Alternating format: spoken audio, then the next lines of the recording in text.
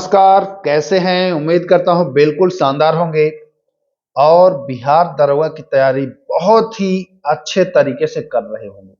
अगर कोई कसर है, कोई कमी है, तो मैं उस कसर को दूर करने का प्रयास में हूं। देखिए, मार्केट में बहुत सारे आपको टेस्ट सीरीज मिल जाएगा। टेस्ट सीरीज के नाम पर आपको कुछ भी थमा दिया जाता है, क्योंकि आप लोग नए होते हैं और हर कोई चाहता है कि भैया हम टेस्ट सीरीज लगाए और सिलेक्शन हो, अच्छा हो, है ना। लेकिन परख नहीं होती है। जाहिर सी बात है, कोई भी बच्चा जब तैयारी शुरू करता है तो उसको इतना आइडिया नहीं होता है। जो लोग 2-4 बार दे देते हैं एग्जाम, तब उनको आइडिया शुरू हो जाता है कि हाँ, जो टेस्ट सीरीज है वो कैसा है। उसी क्रम में देखिए, मैं जो टेस्ट सीरीज दे रहा हूं, यह पिछले वर्षों, खास करके जो 1275 एग्जाम हुआ है, उस पैटर्न को मैं रखा हूं, उस पैटर्न को मैं फॉलो किया हूं। और जो क्वेश्चन है वो लगभग एनसीईआरटी या कोई बढ़िया बुक से ही मैं उसको रख रहा हूं। तो बिल्कुल जो भी प्रश्न है, सारे प्रश्न अति उत्तम है। आप लगाएंगे तो आपको पता चल ही जाएगा। इससे पहले 3 टेस्ट आप दे चुके हैं, अगर नहीं दिया है तो देख लीजिए। और सबका पीडीएफ भी मैं आपको टेलीग्राम पर दे रहा हूं। टेलीग्राम चैनल का लिंक डिस्क्रिप्शन में है, वहां से जाकर के आप ले लीजिएगा। यहां तक कोई दिक्कत नहीं। तो चलिए, अब हम लोग शुरू करते हैं पहले प्रश्न से। बहुत अच्छे से बारीकी से समझते हुए सबको चलते हैं। समझिएगा, पहला प्रश्न, रदरफोर्ड ने परमाणु के नाभिक की खोज के लिए इनमें से किसका प्रयोग किया था? बहुत ही शानदार प्रश्न है। एनसीईआरटी क्लास 9th में इसको आप पढ़े होंगे।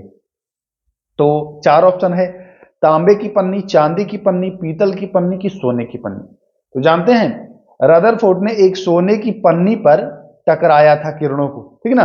सोने की पन्नी पर टकराया था। बहुत इंपॉर्टेंट है यह प्रश्न, समझ लीजिए, आप नोट कर लीजिए।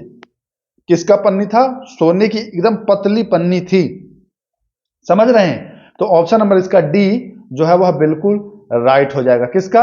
सोने का था, गोल्ड गोल्ड। समझ रहे हैं? चलिए आगे चले दूसरे नंबर प्रश्न पर। दूसरा सवाल क्या कह रहा है? यही रदरफोर्ड के बारे में ही। रदरफोर्ड को नाभिक की खोज के लिए, जब इसने सोने की पन्नी पर टकरा करके नाभिक की खोज की तो पाया, और इसी खोज के लिए इन्हें नोबेल पुरस्कार भी मिला। किस वर्ष मिला? बहुत इंपॉर्टेंट है। वर्ष 1907 में, 1908 में, 1909 में या 1912 में? तो वर्ष 1908 में इनको इसी खोज के लिए, नाभिक की खोज के लिए, इनको नोबेल पुरस्कार दिया गया है। किसे? रदरफोर्ड को। कोई दिक्कत किसी भी प्रकार की? नहीं सर, कोई दिक्कत नहीं है। चलिए, एक चीज मैं प्रयास करूंगा कि लगभग 35 से 40 मिनट में मैं क्वेश्चन को कवर करा दूं, क्योंकि बहुत सारे बच्चों ने कमेंट किया कि सर 50 मिनट समय ज्यादा लग जा रहा है, थोड़ा सा समय कम करिए। तो 50 मिनट समय ले रहे थे, थोड़ा सा कुछ चीजों को इधर उधर से बताने लग रहे थे, इसलिए।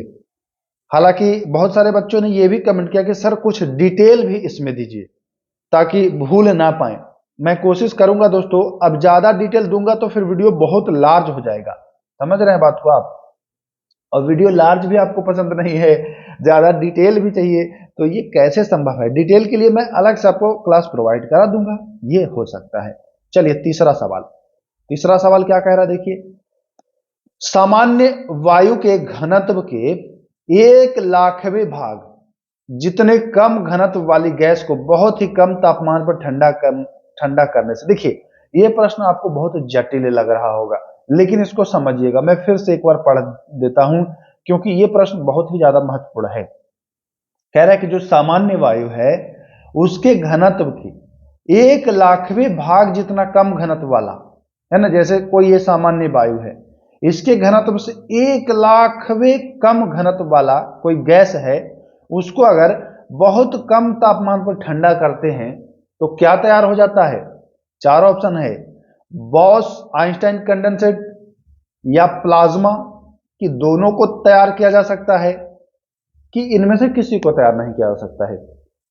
तो बहुत ठंडा करके बोस आइंस्टीन कंडेंसेट तैयार कर सकते हैं। बहुत ही बढ़िया प्रश्न है। मैं फिर बता दूं, ये सारे प्रश्न जो है साइंस के दिख रहे हैं, यह आपको एनसीईआरटी से लिए गए हैं। और आप जानते हैं कि बिहार दरोगा में एनसीईआरटी का क्या रोल रहता है आपको बताने की आवश्यकता नहीं है। चलिए चौथा सवाल, गैस को द्रव में बदला जा सकता है, क्या यह संभव है? गैस है उसको आप लिक्विड यानी द्रव में बदल सकते हैं। द्रव में कैसे बदल सकते हैं भाई? चार ऑप्शन है, द्रव घटाकर और तापमान को बढ़ाकर, देखते हैं, दाब को बढ़ाकर और तापमान को घटाकर, देखते हैं, दाब को भी घटा देंगे और तापमान को बढ़ा देंगे, दाब को बढ़ा देंगे और तापमान को बढ़ा देंगे। तो कैसे गैस को द्रव में बदलना है तो आप करेंगे क्या, जरा सा समझिएगा यहां पर कि अगर गैस को, अब जान रहे हैं कि गैस जो है इसमें पार्टिकल जो है वो दूर दूर दूर दूर हैं, दूर दूर हैं कि नहीं है। अब उसको पार्टिकल को पास पास लाना है, तो पास पास लाना है तो क्या करेंगे आप, दाब को, प्रेशर को बढ़ाएंगे। अगर कोई चीज है बहुत दूर दूर है तो अब इस पर प्रेशर डालेंगे तो ये नजदीक आएगा कि नहीं आएगा, दबेगा। तो इसमें क्या होगा कि दाब को बढ़ा करके प्रेशर को बढ़ा देंगे और तापमान जो है वो कम कर देंगे। जब आप किसी चीज में टेम्परेचर देते हैं ना तो उसकी गतिज ऊर्जा बढ़ जाती है और वो फैलना शुरू हो जाता है इधर इधर। तो तापमान कमाएंगे तो वो सिकुड़ना शुरू होगा। तो एक तो दाब बढ़ा देंगे तो ये संकुचित होगा और तापमान को घटा देंगे। आप समझ गए होंगे, दाब को बढ़ा करके प्रेशर को आप इंक्रीज कर दीजिए और टेम्परेचर को आप घटा दीजिए, डिक्रीज कर दीजिए, कोई दिक्कत नहीं। समझ रहे होंगे आप लोग, बहुत ही अच्छे से समझ रहे होंगे। चलिए पांचवें प्रश्न की ओर आते हैं, देखते हैं क्या कह रहा है। द्रव अवस्था में परिवर्तन हुए बिना, देखिए बहुत ही झकास प्रश्न है। कह रहा है कि द्रव अवस्था में परिवर्तन हुए बिना ठोस अवस्था से सीधे गैस बदल जाता है, इस प्रक्रिया को क्या कहा जाता है? चार ऑप्शन है, निक्षेपण, ऊर्ध्वपातन, विसरण या प्रसारण, है ना। तो इस प्रक्रिया को ऊर्ध्वपातन कहते हैं। आपने कपूर देखा होगा दोस्तों, कपूर को आप कागज पर या कहीं जगह पर खुले में रख दीजिए, ठीक, कपूर तो ठोस होता है। कुछ दिन बाद आप देखेंगे कि कपूर जो है वह गायब, वह क्या हो जाता है? गायब। सामान्यतः आप क्या देखते हैं कि ठोस कोई चीज है तो उसको गैस बनाने के लिए पहले द्रव बनेगा फिर गैस बनेगा। आप बर्फ को ही ले लीजिए, बर्फ ठोस होता है, अब इसको अगर गैस बनाना है तो पहले ठोस से वो क्या होगा? द्रव होगा, यानी पानी बनेगा, फिर उसको गर्म करिए तो वो गैस बन के उड़ जाएगा। यानी पहले ठोस फिर द्रव फिर गैस। लेकिन यहां क्या है कि द्रव नहीं बन रहा है, ठोस से डायरेक्ट गैस। इसी प्रक्रिया को क्या कहते हैं? ऊर्ध्वपातन, अंग्रेजी में सब्लिमेशन। अच्छा, अंग्रेजी वाले छात्र कुछ लोग मैसेज कमेंट कर रहे हैं कि साइंस में थोड़ा सा इंग्लिश वर्जन रखा करिए, है कि नहीं, क्योंकि दिक्कत होती है। तो चीजों को मैं समझा दूंगा, अब दिक्कत संभवतः नहीं होगी। तो सब्लिमेशन यानी ऊर्ध्वपातन, है ना, ठोस से सीधे गैस में। अब ठोस और गैस तो समझ रहे होंगे ना, सॉलिड से आप गैस समझ रहे होंगे, इतना तो समझ ही रहे होंगे। हाँ, मैं ये मानता हूं कि इतना समझ रहे होंगे आप। चलिए, कह रहा है कि तापमान बढ़ने से कणों की गतिज ऊर्जा है यहां पर, है ना।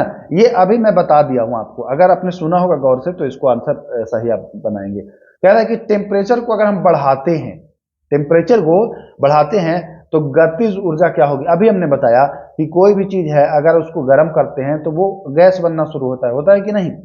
अगर कोई लिक्विड है या कोई ठोस ही है तो गर्म करेंगे तो द्रव और फिर गैस, क्या होगा कि इसकी गतिज ऊर्जा बढ़ेगी तो ये भागना शुरू होगा।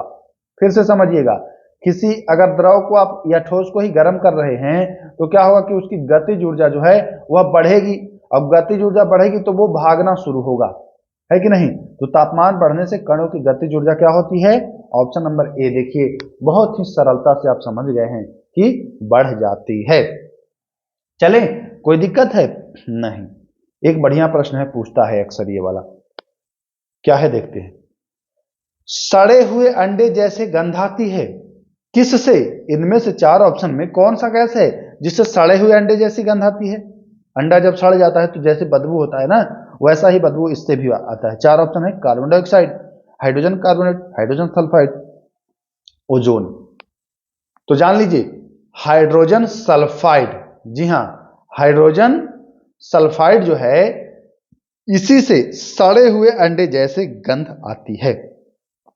एक प्रश्न और पूछता है कि शौचालय से किस गैस की बदबू आती है? शौचालय से, शौचालय से किस गैस की बदबू आती है? तो जान लीजिए, शौचालय अगर कहे तो अमोनिया, ठीक ना।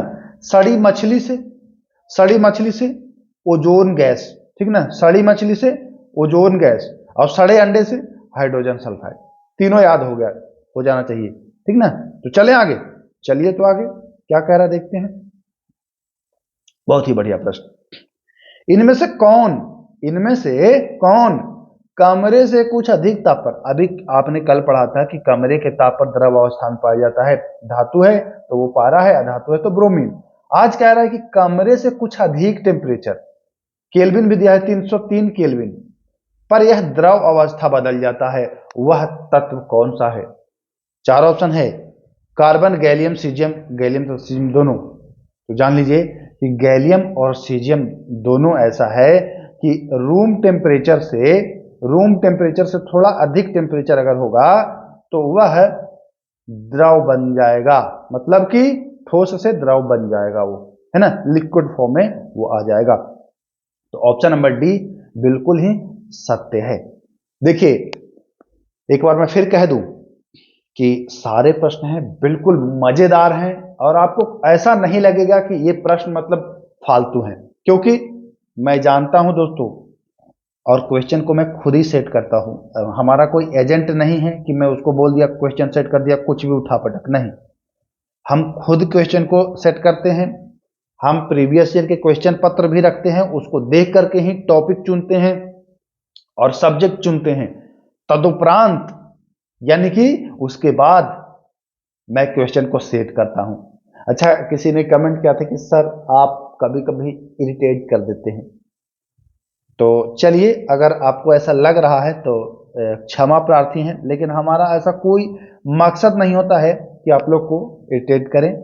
हमारा मूल मकसद, मुख्य मकसद कह लीजिए या मेन मकसद कह लीजिए, वो होता है कि जो भी जानकारियां हैं उसको पहुंचाएं, अच्छे तरीके से पहुंचाएं। बाकी कोई दिक्कत नहीं, थोड़ी बहुत ऊंच नीच होती है तो सुधार करने की कोशिश करेंगे अगर ऐसा है तो। ओके, चलिए आगे चलते हैं। प्रश्न संख्या 9, बहुत ही शानदार खूबसूरत प्रश्न। किसी रासायनिक अभिक्रिया में द्रव्यमान का, देखिए यहां पर गलत टाइप हो गया है, द्रव्यमान का न तो सृजन और न ही विनाश किया जा सकता है, किसके अनुसार?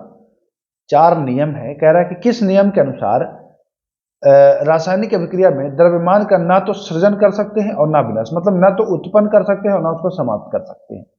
चार ऑप्शन है, स्थिर अनुपात का नियम, द्रव्यमान संरक्षण का नियम, ये दोनों या कोई नहीं। तो अब समझ ही गए होंगे कि द्रव्यमान सृजन से संबंधित है तो द्रव्यमान संरक्षण ही होगा आंसर। तो ऑप्शन नंबर बी, यानी कि द्रव्यमान संरक्षण का नियम। अच्छा, पिछली वीडियो में कुछ बच्चों ने कमेंट किया है कि सर एक दो प्रश्न जो है वह उसका आंसर शायद उनको गलत लग रहा है, तो चलिए वीडियो के लास्ट में मैं उसको क्लियर कर दूंगा, धैर्य बना करके इसमें रहिए। देखिए ये बहुत बढ़िया प्रश्न है, यह पूछा भी गया है बिहार के एग्जाम में, इंपॉर्टेंट है। मैं पहले भी आपको कराया हूं, बिहार पुलिस का जब मैं करा रहा था, अगर किसी ने किया होगा तो उसमें ये क्वेश्चन कराया था, और हूबहू यही प्रश्न आ गया था बिहार पुलिस में, हूबहू आ गया था। मैं पहले ही कराया था, इसको जाकर के देख लीजिएगा।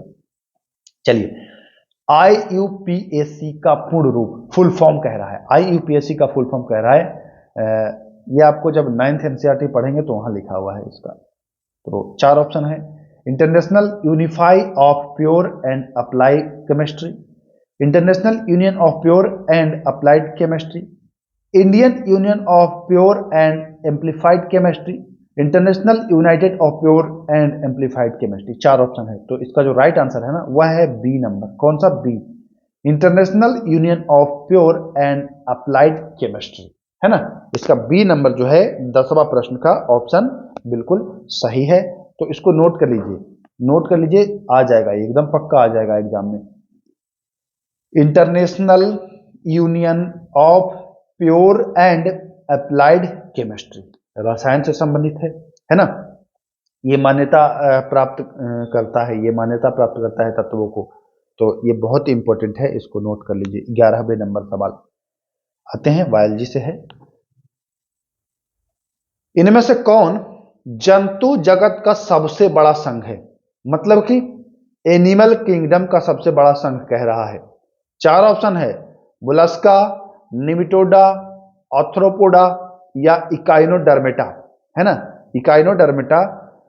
चार ऑप्शन है, सबसे बड़ा संघ कह रहा है। तो आर्थ्रोपोडा जो है, आर्थ्रोपोडा वह सबसे बड़ा संघ है एनिमल किंगडम यानी कि जंतु जगत का। कोई दिक्कत नहीं, बिल्कुल आसानी से समझ गए। चलिए, जो नील हरित शैवाल होता है, नील हरित शैवाल, है ना, यह किसके अंतर्गत आता है? चार ऑप्शन है, प्रोटिस्टा जगत के अंतर्गत, फंजाई जगत के अंतर्गत, मोनेरा जगत के अंतर्गत और प्लांटी के अंतर्गत। अच्छा, बहुत सारे बच्चों ने कमेंट किया है कि जो साइंस के क्वेश्चन है उसको आप दोनों लैंग्वेज में रखिए, हिंदी में भी इंग्लिश में भी। तो चलिए, यहाँ ये सारे क्वेश्चन मैं चूंकि पहले तैयार कर लिया था, इस वजह से, पहले क्या मतलब कि 2-3 दिन पहले तैयार किया था, इस वजह से इसको हिंदी में किया था। मैं आगे से कोशिश करूंगा कि हिंदी और अंग्रेजी, हिंदी इंग्लिश दोनों को मैं इंक्लूड करूँ इसमें, दोनों को रखूँ, ताकि जो CBSE बोर्ड से जो बच्चे पढ़े हैं उनको भी कठिनाई ना हो और जो बिहार बोर्ड से पढ़े हैं उनको भी कठिनाई ना हो। दोनों का मैं ख्याल रखूंगा। आगे से आपको संभवतः कोशिश करूंगा कि साइंस के क्वेश्चन जो कम से कम हैं उसको दोनों भाषा में द्विभाषी क्वेश्चन करने का मैं प्रयास करूंगा। ओके, चलिए, तो नील हरित शैवाल कह रहा है कि किस जगत के अंतर्गत आता है? तो नील हरित जो शैवाल है वह मोनेरा, किसके अंतर्गत? मोनेरा के अंतर्गत आता है। कोई दिक्कत नहीं। एक बहुत ही बढ़िया प्रश्न है 13वां सवाल, जरा सा समझना है इसको। 13वां सवाल क्या कह रहा है? कंगारू के अविकसित बच्चे जिस थैली में लटकते रहते हैं उसे कहा जाता है। देखा होगा आपने कि जो कंगारू होते हैं वो, उनका बच्चा ना पेट में उसके लटकते रहता है, बाहर लटकते रहता है, कभी उछल उछल के बाहर आ जाता है ना। एक थैली होती है, कह रहा है उस थैली का नाम क्या है? बहुत ही अच्छा प्रश्न है, NCERT का प्रश्न है। चार ऑप्शन है, पहला है नाम मार्सुपियम, दूसरा है स्टमक बैग, तीसरा है एपिडर्मियम और चौथा है इनमें से कोई नहीं। चार ऑप्शन है। तो बहुत लोगों को लग रहा होगा स्टमक बैग, लेकिन स्टमक बैग नहीं है, मार्सुपियम है। उस थैली को कहा जाता है मार्सुपियम। कंगारू को आपने देखा होगा कि उसका बच्चा लटका रहता है उसके पेट के नीचे, है ना, एक थैली रहती है, उस थैली का नाम है मार्सुपियम। अच्छा प्रश्न है, नोट कर लीजिएगा। चलिए, 14वां सवाल देखते हैं। सरीसृपों में, मतलब कि रेप्टाइल्स की बात की जा रही है, ठीक ना। रेप्टाइल्स में जो हृदय होता है, जो हार्ट होता है, वह कितने चैम्बर में होता है? 2 चैम्बर, 3 चैम्बर, 4 चैम्बर या 6 चैम्बर? हिंदी वालों के लिए, सरीसृपों में जो हृदय होता है वह 2 कक्ष, 3 कक्ष, 4 कक्ष या 6 कक्ष का होता है। तो सामान्यतः जो हृदय होता है वह 3 कक्ष का होता है सरीसृपों में, यानी कि रेप्टाइल्स में। कोई दिक्कत नहीं है। तो इसका बी आंसर जो है वह बिल्कुल सही हो जाएगा। चलिए आगे चलते हैं। विस्थापन विस्थापन प्राप्त किया जा सकता है। विस्थापन कैसे प्राप्त कर सकते हैं? वस्तु के वेग तथा समय के गुणनफल से, वस्तु के वेग तथा समय के भागफल से, वस्तु के वेग तथा समय के योग यानी कि प्लस करके, ऐड करके, वस्तु के वेग और समय के अंतर को, है ना, कैसे कर सकते हैं आप? तो विस्थापन प्राप्त करने के लिए वस्तु का वेग और समय का गुणनफल अगर करेंगे तो इसका निकल जाएगा क्या? विस्थापन निकल जाएगा। वस्तु का वेग और समय का गुणनफल, मतलब कि वस्तु का वेग जो भी हो, XYZ, है ना, कुछ भी हो, मतलब वस्तु का वेग मान के चलिए कि 10, 5, 4, 3, राम, आम, जो भी रख दीजिए, और गुणे समय में भी आप जो भी रख दीजिए, यही आएगा विस्थापन, है ना। ये सीधा सा समय, गुणनफल मतलब कि गुणा करके। चलिए, बहुत बढ़िया प्रश्न। इसे जड़त्व का नियम भी कहा जाता है। किसे जड़त्व का नियम भी कहा जाता है? न्यूटन के प्रथम गति नियम यानी कि फर्स्ट लॉ, न्यूटन के दूसरे गति नियम सेकंड लॉ, न्यूटन के तीसरे गति नियम और न्यूटन के चौथे गति नियम। किसे जड़त्व का नियम भी कहा जाता है? तो न्यूटन का जो प्रथम गति नियम है उसे ही जड़त्व का नियम भी कहा जाता है। किसे? बहुत ही बढ़िया प्रश्न है। इसमें देखिए, कुछ प्रश्न है ना इसमें बहुत ही सामान्य है जो कि आप परीक्षा में गलत करते हैं, इस वजह से मैं इसको ऐड किया हूं। आज के प्रश्नों में आपको साइंस के प्रश्न दिख रहे होंगे ठीक ठाक, अच्छे संख्या में, ज्यादा संख्या में ना, तो कोई बात नहीं, कभी साइंस ज्यादा कभी पॉलिटी ज्यादा, कुल मिला करके आपको हानि नहीं होगा। अब आप जानते हैं कि साइंस के प्रश्न तो होते ही हैं, एग्जाम में भी होते हैं, तो साइंस को वरीयता देना सही भी है। चलिए आगे चलते हैं। घर्षण बल सदैव वस्तु की गति का क्या करता है, विरोध करता है, सहायता करता है, कभी विरोध और कभी सहायता करता है, इनमें से कोई नहीं। तो जो घर्षण बल होता है वह वस्तु की गति का क्या करता है, सदैव विरोध करता है। क्या करता है, विरोध करता है। आए 18 नंबर प्रश्न पर। मर्डेका पैलेस स्थित है। मर्डेका पैलेस कहां स्थित है, तो यह 4 ऑप्शन है, इंडोनेशिया, मैक्सिको, इटली, रूस। तो मर्डेका पैलेस जो है ना वह जकार्ता में स्थित है। कहां में है, जकार्ता में। और जकार्ता कहां में है भैया, तो इंडोनेशिया की राजधानी है। ओके, चले आगे। सफेद झंडा प्रतीक है। सफेद झंडा किसका प्रतीक है, संस्कृति और सभ्यता का, संकट का, संधि या समर्पण का, या विरोध का। तो सफेद झंडा जो है संस्कृति और सभ्यता का प्रतीक है, यानी कि ऑप्शन नंबर ए बिल्कुल राइट है। चलिए आगे। इंडियन सिविल सेवा दिवस मनाया जाता है। भारतीय सिविल सेवा दिवस कब मनाया जाता है, 21 अप्रैल, 21 मार्च, 21 फरवरी, 21 मई, है ना, 21 में 4 ऑप्शन है। तो 21 अप्रैल, 21 अप्रैल को मनाया जाता है इंडियन सिविल सेवा दिवस। कोई दिक्कत नहीं। चलिए आगे प्रश्न आते हैं। थोड़ा सा मैं जूम करूंगा इसको। हाँ आइए, अब सही। होल इन वन किस खेल की शब्दावली है। एक प्रश्न शब्दावली से भी रहता है। 4 ऑप्शन है, मुक्केबाजी, गोल्फ, टेबल टेनिस या कैरम।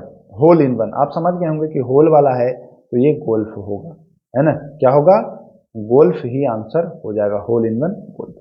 आगे के प्रश्न में देखते हैं। थॉमस कप संबंधित है, बैडमिंटन, फुटबॉल, टेबल टेनिस, या चौथा ऑप्शन है आपका, देखिए क्या है, लॉन टेनिस होगा। इधर देख लेते हैं, हाँ लॉन टेनिस है, यहाँ पर देखिए लॉन टेनिस है।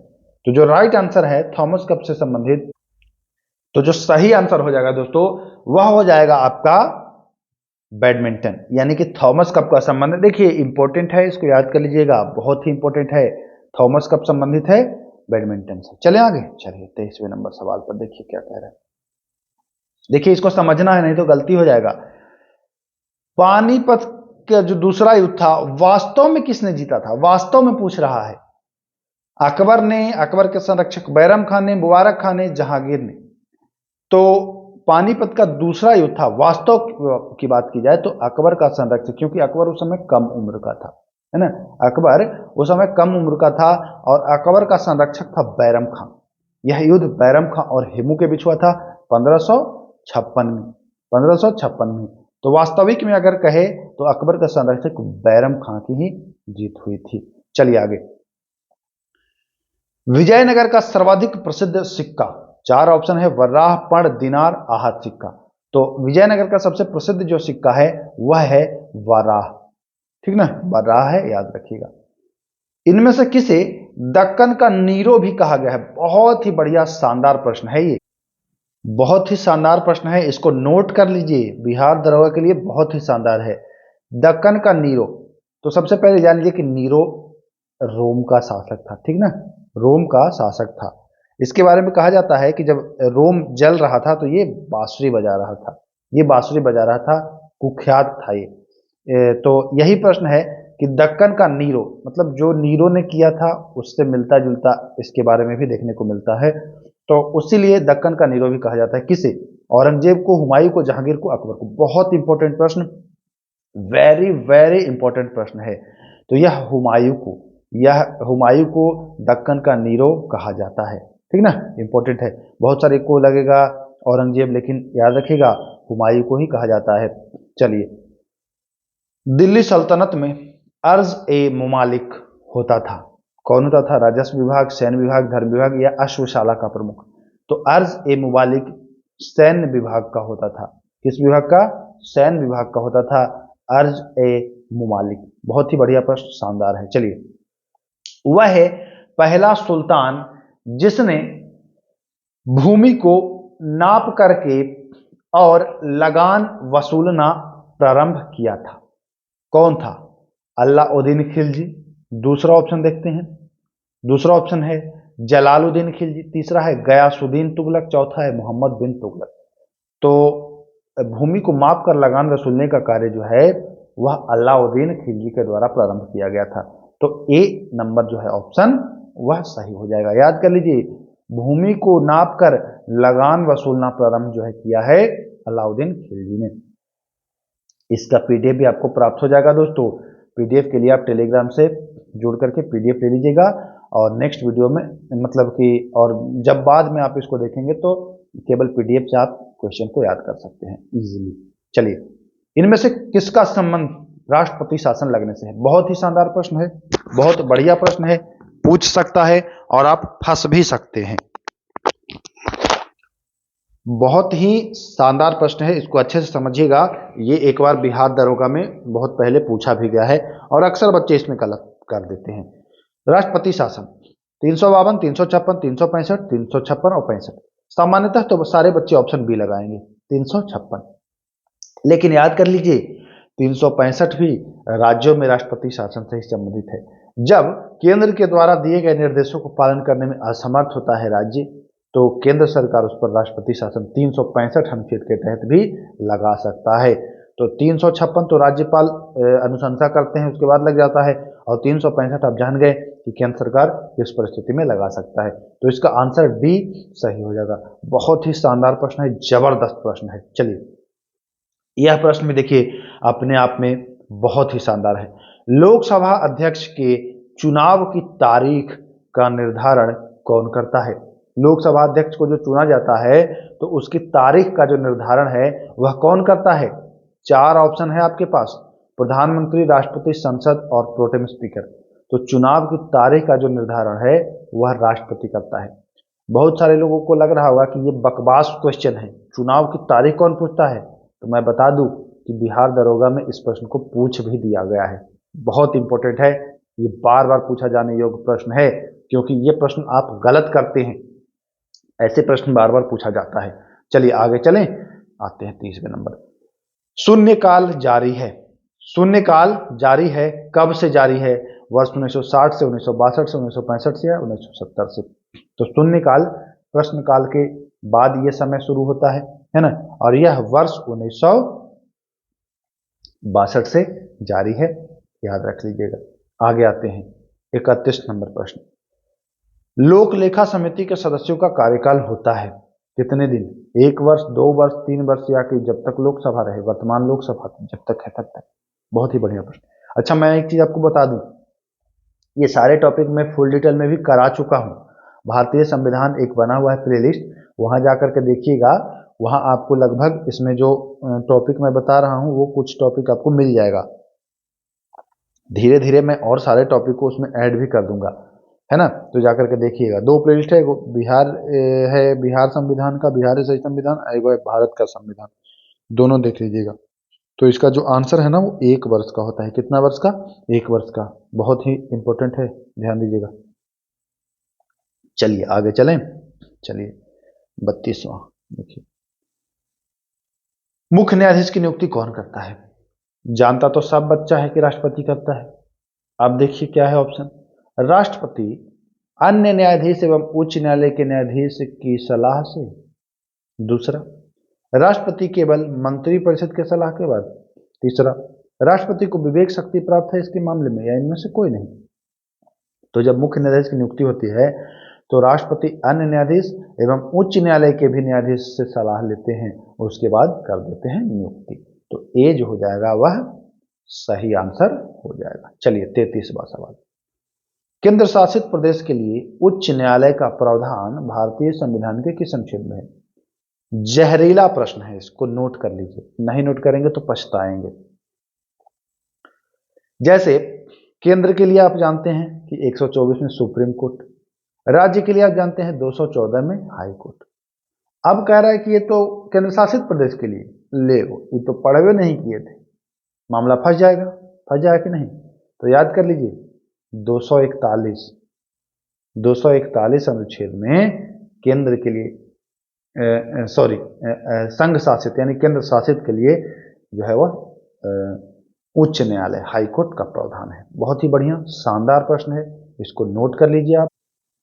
देखिए जो भी प्रश्न मैं करा रहा हूं ना, आपको खुद ही समझ में आएगा कि प्रश्नों का लेवल कितना जबरदस्त है। एकदम पैरेलल है बिहार दरों का, एकदम समानांतर है, ऊंच नीच का कोई सवाल नहीं है।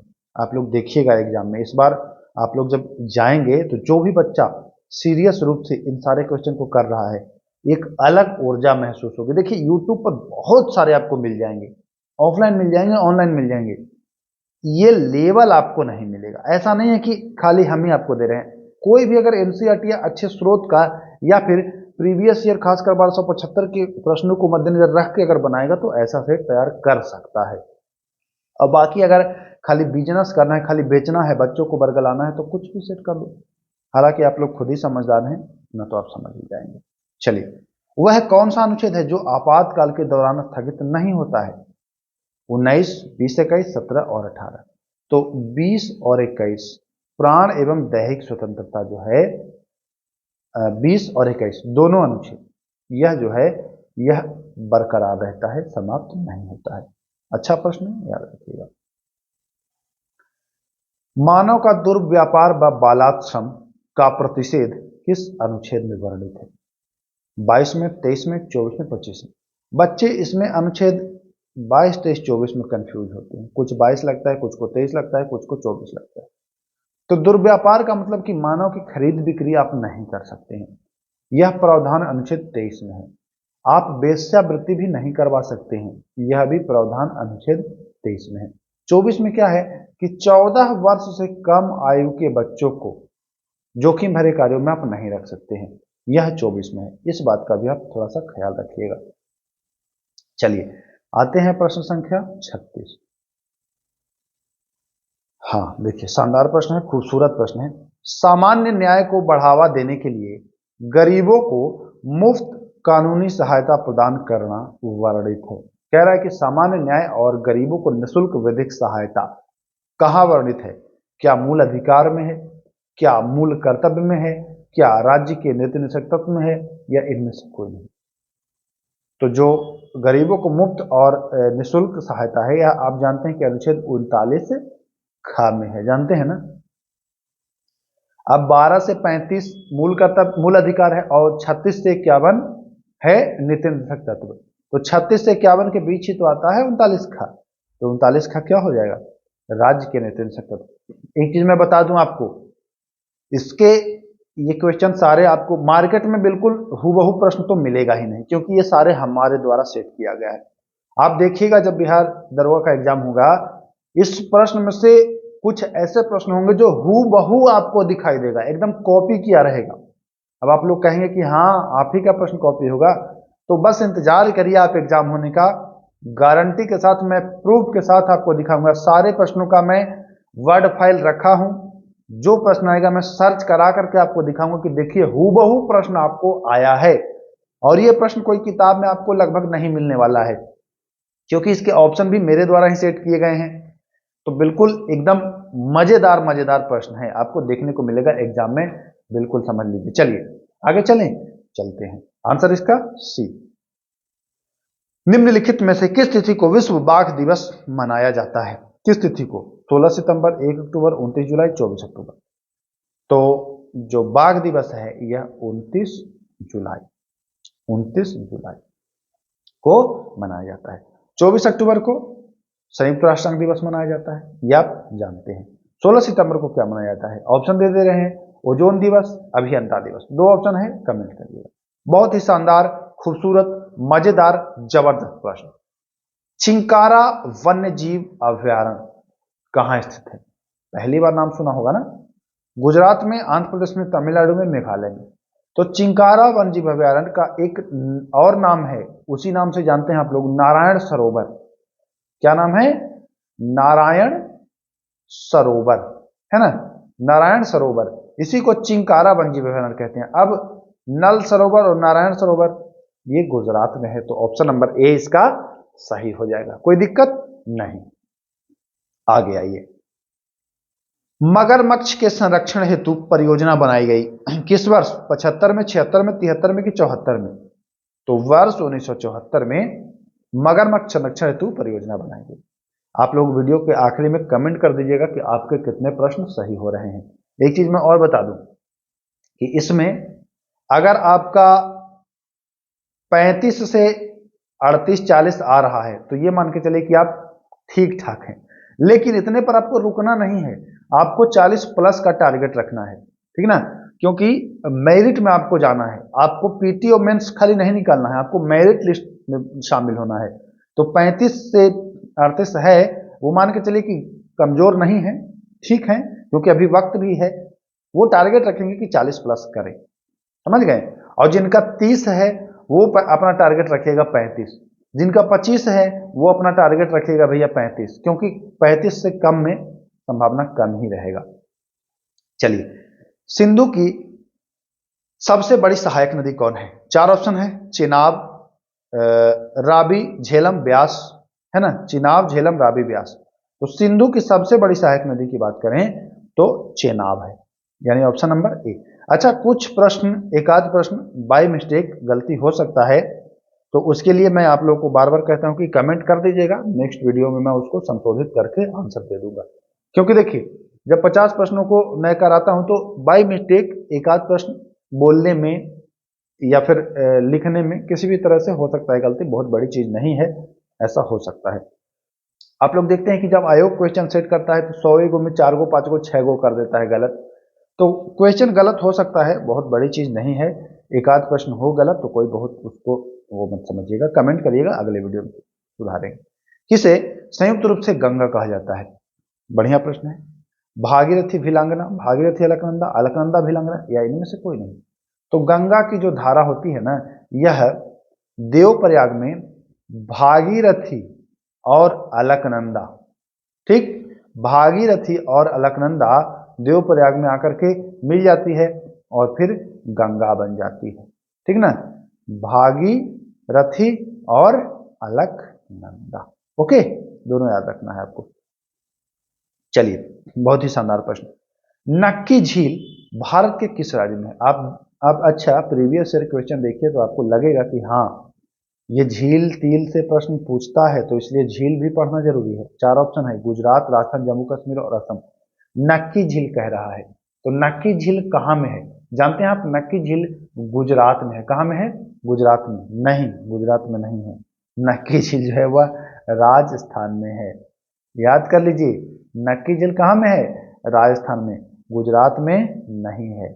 ऑप्शन बी इसका सही हो जाएगा। चलिए, आते हैं 43 नंबर।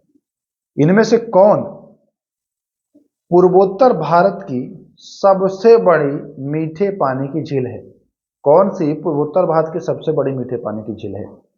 किबुल लामजाओ, लोकटक झील, चिल्का झील की सांभर झील, है ना? तो अगर ऑप्शन से आप छाटना चाहेंगे तो कुछ को तो ऐसे ही छाटेंगे, पूर्वोत्तर कह रहा है तो सांभर झील होगा नहीं, चिल्का झील होगा नहीं, है कि नहीं? ये दो बच जाएगा, तो ये दो में किबुल लामजाओ, यानी कि ऑप्शन नंबर ए जो है वह राइट आंसर है, किबुल लामजाओ। चलें, पंचेश्वर परियोजना किन 2 देशों का संयुक्त उपक्रम है? पंचेश्वर परियोजना, भारत बांग्लादेश, भारत नेपाल, भारत अफगानिस्तान, भारत श्रीलंका। तो पंचेश्वर जो है वह भारत और नेपाल का संयुक्त उपक्रम है, याद रखिएगा। कहाँ का? भारत और नेपाल का। चले आगे, 6 प्रश्न और है। इनमें से कौन भारत की सबसे ऊंची चोटी है? बहुत ही बढ़िया, फंसाओ प्रश्न है। भारत की सबसे ऊंची चोटी, कंचनजंगा, माउंट एवरेस्ट, काराकोरम की धौलागिरी? भारत का कह रहा है, हिमालय का तो कह नहीं रहा है। तो हिमालय का अगर कहे तो माउंट एवरेस्ट हो जाएगा, लेकिन हिमालय का यहां नहीं कह रहा है, भारत का कह रहा है। तो भारत में 3 ही आएगा, कंचनजंगा आएगा, माउंट एवरेस्ट आएगा, धौलागिरी आएगा। तो सॉरी, माउंट एवरेस्ट नहीं, काराकोरम। तो काराकोरम जो है, काराकोरम जो है यह भारत की सबसे ऊंची चोटी है, भारत की सबसे ऊंची चोटी है, हिमालय की नहीं है, ट्रांस हिमालय की है, यह भी ध्यान देना है। तो भारत की सबसे ऊंची चोटी कहे तो काराकोरम। अगर कभी कहे कि भारत में हिमालय की सबसे ऊंची चोटी। अच्छा, इसको आज मैं क्लियर ही कर देता हूं, जरा सा समझिए। यह है हिमालय, ठीक, और ये है ट्रांस हिमालय, ठीक ना। अब ये ऐसे भारत में है, यहां से ऐसे भारत में है, और ये वाला जो कट गया है भाग, जो यहां आपको ये दिख रहा है, ये नेपाल में हो गया, ठीक ना। तो हिमालय की सबसे ऊंची जो चोटी होगी वह ये वाली होगी। तो हिमालय की सबसे ऊंची चोटी क्या है? तो नेपाल बताइएगा। हिमालय में भारत की सबसे ऊंची चोटी क्या है? तो हिमालय में भारत की सबसे ऊंची चोटी ये हो जाएगा कंचनजंगा, ठीक। अब कहे कि भारत की सबसे ऊंची चोटी, तो भारत की सबसे ऊंची चोटी ये वाला हो जाएगा, ये हो जाएगा काराकोरम। अब ये हिमालय का भाग नहीं है, आप देख रहे हैं। हिमालय का पूछे तो कंचनजंगा, हिमालय का सबसे ऊंची पूछे तो ये नेपाल वाला माउंट एवरेस्ट। तो ऐसे आप पूरा समझ गए होंगे। तो इसका ऑप्शन नंबर सी जो है वह सही हो जाएगा। चलिए, अब कुछ अर्थशास्त्र के भी प्रश्न देख लीजिए। पूंजीवादी अर्थव्यवस्था में उत्पादन कौन तय करता है? सरकार, बाजार या दोनों के समन्वय से, कि इनमें से कोई नहीं? तो जब पूंजीवादी अर्थव्यवस्था होता है तो उसमें बाजार ही उत्पादन तय करता है कि क्या उत्पादन करना है, कैसे बेचना है, बाजार उत्पादन करता है, याद रखिएगा। 47 नंबर प्रश्न, निम्न में से कौन प्राथमिक सेक्टर, प्राइमरी सेक्टर या प्राथमिक क्षेत्र के अंतर्गत आता है? मत्स्य पालन, विनिर्माण, विद्युत गैस सेवाएं या सभी चारों? तो मत्स्य जो पालन हुआ है, मत्स्य पालन जो है वह प्राथमिक सेक्टर के अंतर्गत आता है, याद रखिएगा, प्राथमिक सेक्टर के अंतर्गत आता है। चले आगे, चलिए। वैश्विक नवाचार सूचकांक जारी किया जाता है किसके द्वारा? चार ऑप्शन है। वैश्विक नवाचार सूचकांक, सेंटर फॉर सिविल सोसाइटी, विश्व बौद्धिक संपदा संगठन, विश्व आर्थिक मंच के द्वारा, संयुक्त राष्ट्र विकास कार्यक्रम के द्वारा। तो विश्व बौद्धिक संपदा के द्वारा वैश्विक नवाचार सूचकांक जारी किया जाता है। 49 नंबर प्रश्न, भारत में ज्वारीय ऊर्जा के सर्वाधिक संभावनाएं कहां पर है? ज्वारीय ऊर्जा के सर्वाधिक संभावनाएं भारत में अगर पूछे कि कहां पर है, चार ऑप्शन है। गुजरात में, महाराष्ट्र में, केरल में, और चौथा है तमिलनाडु में, है ना। तो ज्वारीय ऊर्जा की सर्वाधिक जो संभावना है वह आपका गुजरात में है। कहां में है? गुजरात में। इंपॉर्टेंट है तो ध्यान देना है। चलिए, आज का आखिरी सवाल बहुत ही इजी सवाल है, बिहार से है। महाबोधि मंदिर स्थित है पटना में, बोधगया में, वैशाली में, राजगीर में। तो महाबोधि मंदिर जो बौद्ध टेम्पल है यह आपके बोधगया, कहां में? बोधगया, जो कि गया जिले में स्थित है। तो ये भी आपको ध्यान रखना है। अब पिछले वीडियो का जो कुछ डाउट वाले प्रश्न है उसको मैं ले लेता हूं, तो बने रहिए। तो पिछले जो वीडियो था उसमें ये प्रश्न था कि बिहार किसान सभा का गठन कब हुआ था? तो देखिए, जिस बुक से मैं आपको दिया था उसमें वर्ष 1927 था, है ना। जो हम किताब का इस्तेमाल किए थे वह था एस.के. पांडे का आधुनिक भारत। लेकिन जब मैं इंटरनेट पर देखा हूँ तो वर्ष 1929 दे रहा है। किसी बुक में मैं 1928 भी पढ़ लिया हूँ, ठीक ना। तो कंफ्यूज नहीं होना है। वर्ष, अगर आप चाह रहे हैं कि वर्ष 1929, तो वर्ष 1929 ही आप याद कर लीजिए, क्योंकि हो सकता है कि हमारा जो किताब है वो थोड़ा 2-3 साल पहले का है, तो अपडेट हुआ होगा। चीज़ें जो होती हैं वो अपडेट होते रहती हैं, तो आप 1929 कर सकते हैं, कोई दिक्कत नहीं है। तो चलिए, मैं उम्मीद करता हूं कि जो भी आपको डाउट होगा वो आप कमेंट जरूर करेंगे, और बाकी किसी प्रश्न में अगर अभी भी लग रहा हो शिकायत तो कमेंट करिएगा, क्वेश्चन नंबर डाल करके मैं सॉल्यूशन आपको अगली वीडियो में करा दूंगा। तो चलिए, वीडियो को समाप्त करते हैं, फिर मिलेंगे नेक्स्ट वीडियो में। तब तक के लिए नमस्कार, जय हिंद।